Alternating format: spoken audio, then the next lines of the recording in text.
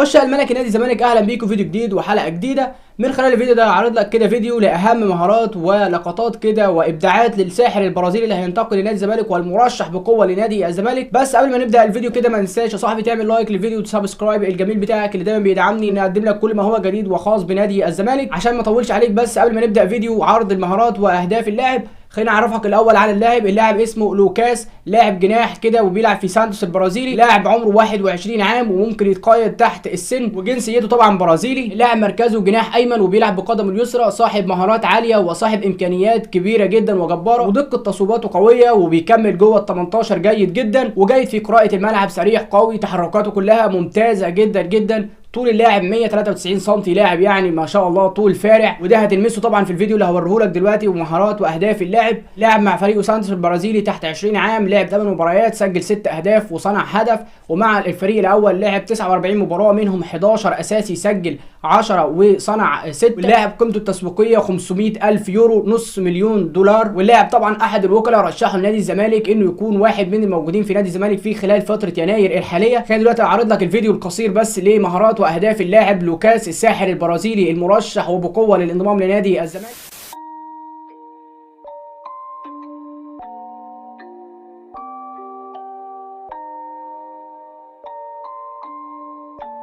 Rage on that beat, going crazy.